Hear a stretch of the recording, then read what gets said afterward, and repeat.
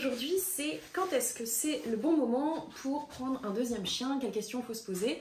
Donc, encore une fois, c'est quelque chose de très personnel. Je vais vous donner, moi, les questions que je me pose et puis j'espère que ça pourra vous aider. Évidemment, moi, j'ai toujours eu de chiens parce que pour plein de raisons, peut-être que je vous en parlerai pourquoi je préfère vivre avec 2 chiens minimum. Mais là, c'est pas le sujet d'aujourd'hui. Aujourd'hui, c'est les questions qu'on se pose quand on veut prendre un deuxième chien.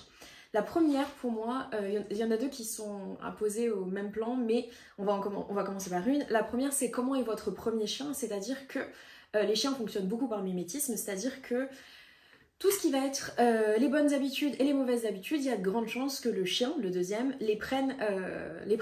Donc tout ce qui est positif, ça va être très chouette, ça va vous aider dans votre éducation.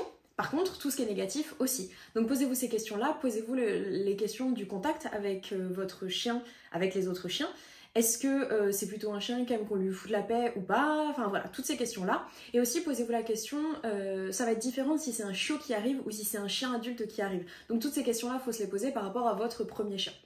La deuxième interrogation, c'est au niveau financier, est-ce que vous êtes capable d'assumer ça? Parce que mine de rien, un deuxième chien, c'est 2 fois plus de frais de veto, 2 fois plus de nourriture, 2 fois plus, parfois quand vous allez en voyage, les chiens c'est, je sais pas, n'importe quoi, c'est 15 €, là ça va vous coûter 30 € par jour, enfin pensez à tout ça, il y a vraiment un aspect financier qui est important à prendre en compte.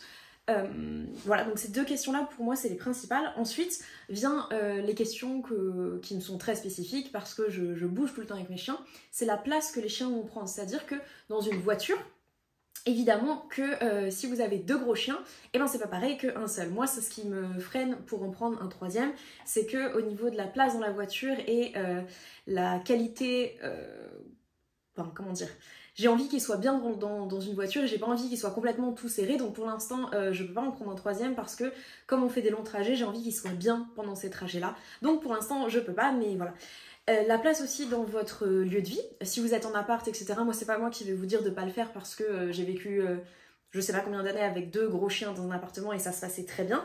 Mais quand même, sur votre lieu de vie, votre chien, s'ils sont 2, il faut que soit ils partagent les mêmes espaces et ça se passe bien, soit il faut aussi qu'ils puissent de temps en temps avoir chacun leur... Enfin ça dépend aussi comment ils vont interagir l'un avec l'autre. Je sais que Kalel et Isco étaient tout le temps collés l'un à l'autre, Kéops fait un peu plus sa vie, donc voilà, mais pensez à la place en général. Et pensez aussi, le dernier point, à les faire garder. Si à l'inverse de moi vous les emmenez pas tout le temps avec vous, puis quand bien même des fois les faire garder c'est très pratique, et ben il faut penser que vous faites pas garder un chien mais 2 chiens et que ça peut être beaucoup plus contraignant pour les personnes qui gardent vos chiens. Voilà, et puis si vous les mettez dans des pensions, moi je l'ai jamais fait donc je sais pas comment ça se passe, mais pareil, encore une fois, on en revient à l'aspect financier, ce sera 2 fois plus cher. Donc pensez bien à tout ça, pensez aussi au temps, je l'ai pas noté mais là quand je vous parle j'y pense, le temps que vous devez avoir pour le nouveau chien qui arrive, parce que c'est pas juste, bon bah voilà, la vie c'est comme ça, évidemment qu'il y a un peu de ça, moi je le dis qu'il faut le mettre dans la vraie vie et puis faut continuer sa vie, etc. Mais il a besoin évidemment que vous lui appreniez les codes de votre maison, le quartier dans lequel il va vivre, le chien qui est déjà présent, etc. Donc pensez aussi que quand vous introduisez un nouvel animal, de toute façon, dans un foyer, il faut aussi prendre du temps pour lui, pour qu'il puisse bien s'intégrer. Voilà, j'espère que j'aurai répondu à vos questions.